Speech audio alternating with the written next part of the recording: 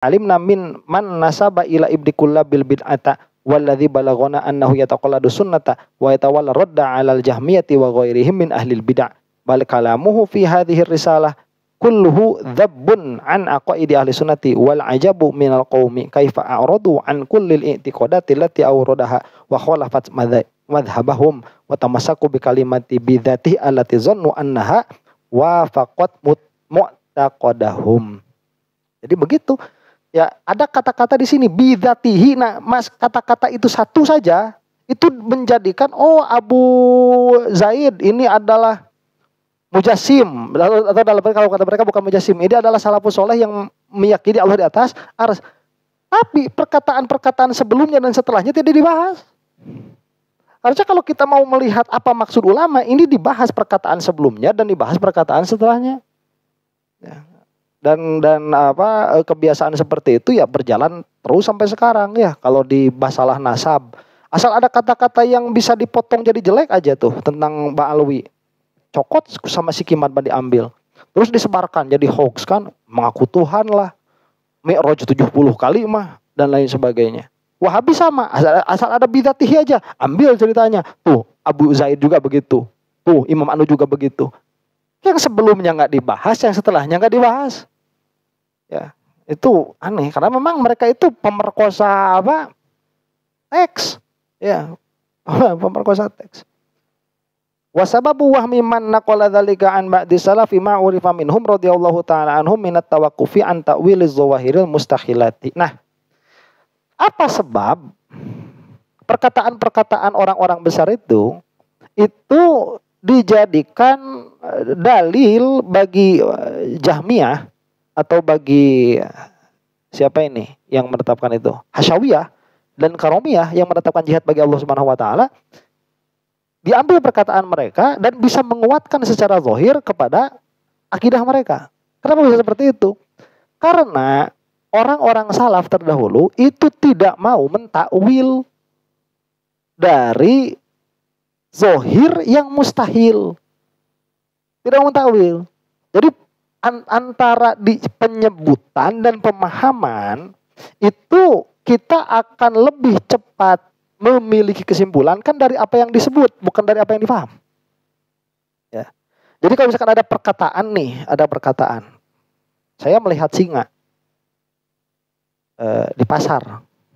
Yang cepat bagi orang yang tidak paham atas kebiasaan bahasa saat itu pasti akan menyimpulkan bahwa di pasar itu ada singa, benar-benar singa. Itu yang pertama kali kena. Padahal mutakallim belum tentu mengatakan hal itu yang dimaksud. Jadi antara mantuk dan maksud itu memang yang paling cepat datang itu mantuknya, bukan maksudnya. Nah, mantuk tatkala dikatakan seperti itu, orang salaf itu nggak mau, mereka itu sampai melafadzkan maksud. Karena tadi orang sebodoh apa yang mengatakan seseorang itu berdiri di atas atau duduk di atas kursi basah? Itu yang dimaksud adalah kursi yang kehujanan atau kursi yang kena air. Itu siapa yang terlalu bodoh untuk memahami itu? Nggak ada di dalam bahasa kita. Dan di dalam bahasa Arab pun siapa yang terlalu bodoh untuk mengatakan Allah itu ada di arsy tatkala disebutkan Ar-Rahmanu 'alal arsy istawa. Padahal di tempat yang lain disebutkan nahnu aqrabu ilaikum min hablil warid.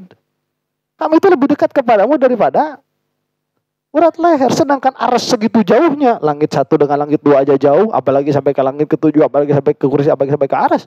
Arsy segitu jauhnya, tapi Allah mengatakan begitu dekatnya. Siapa yang bakal memahami itu? Allah di atas arsy, Allah bertempat di arsy, dan nggak bakal ada yang memahami seperti itu.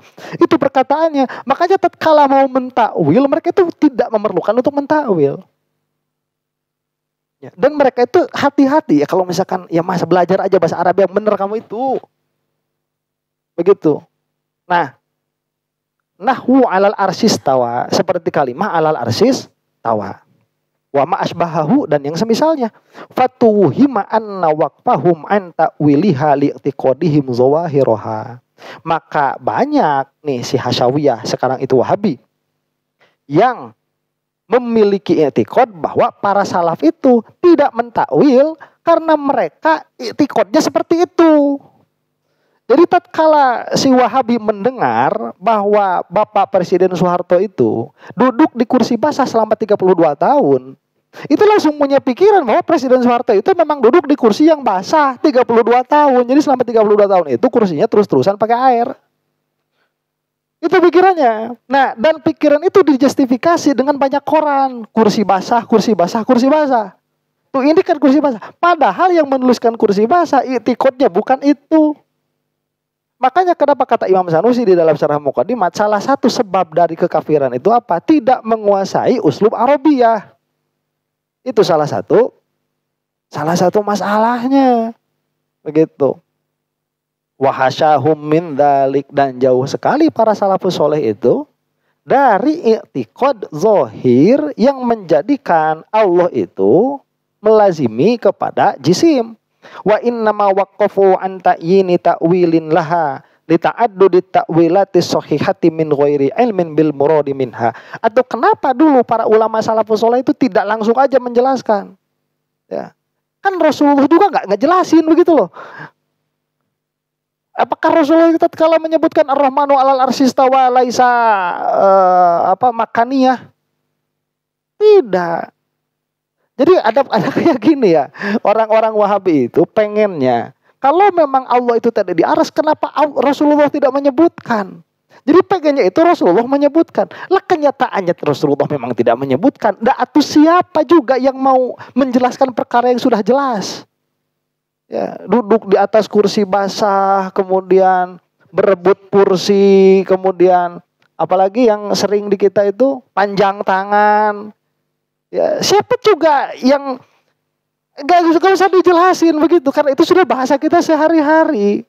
Ya, awas kamu jangan deket-deket sama Jamilah. Kenapa? Karena tangannya panjang dan itu majas. Nggak ada, bahasa majas saja belum ada dulu itu. Bahasa majas itu ada setelah kita itu mempelajari kebiasaan urufnya bahasa Arab di dalam berbicara. Kalau kita tidak mempelajari urufnya orang Arab di dalam berbicara, nggak bakalan ada bahasa kata-kata majas, itu nggak ada begitu. Ya. Nah, jadi para salaf itu tidak sampai mentakwil. Kenapa? Karena kemungkinan maknanya banyak. Selain makna yang menetap, karena itu mah lazim aklinya mustahil. Tidak akan melazimkan Allah kepada kejisiman dan kejeriman, yang mana akan melazimkan kepada makhlukan, yang mana akan melazimkan kepada kehadisan, yang akan melazimkan kepada iftikor. Itu mah udah banyak, udah nggak mungkin. Nah, selain makna zahirnya apa? Banyak begitu takyinnya. Takyinnya banyak. Kalau di kita kayak apa ya yang banyak itu? Kalau besar kepala itu sombong ya. Kalau besar kepala mah satu tuh. Itu ada kadang-kadang majas itu maknanya banyak. Maksudnya nggak cuma satu, bisa dengan makna A, bisa dengan makna B. Karena mereka itu mengetahui bahwa Allah itu mengetahui apa yang Allah kalamkan, apa yang Allah wahyukan kepada Nabi Muhammad SAW, maka para salafus soleh itu tidak mau mengambil posisi mana yang benar begitu. Ya sudah, dibiarkan begitu saja. Celakanya orang-orang setelahnya memahaminya dengan zahirnya. Nah, wa hasyahum min dzalik wa inna ma waqafu ala ta'yini ta'wilin laha li ta'addudi ta'wilati sahihati min ghairi ilmin bil muradi minha ba'da qat'ihim bi anna zawahirul mustahilata ghairu muradatin albattah, setelah kepastian mereka bahwa zahir dari lafaz yang dimaksud itu bukanlah yang dimaksud oleh syariat sama sekali. Itu dikotikan dulu, bukan itu maksudnya. Wa ma akbaha ayyuzanna su'u biman la yaliqu bih, dan biman la yaliqu bih, dan betapa jeleknya disangkakan keburukan atas orang yang tidak layak disangkakan keburukan kepadanya. Ya kalau misalkan layak disangkakan keburukan, kamu mau nyebutin Umar bin Khattab itu mujassimah? Kita aja yang mikir sedikit bisa sampai bahwa Allah itu bukan jisim. Masa para sahabat dulu yang besar-besar itu mengatakan Allah itu jisim? Masa Imam Asy'ari, coba kita aja ketawa ya. Kita aja waktu membahas akidah Salafi Wahabi, kita itu loh ketawa, terpingkal-pingkal udah kita itu. Getek. Ya. Padahal tuh baru di kaleketek. Allah nama tuh baru di kaleketek ya. Tapi kan memang geli begitu. Kita membahas gelai.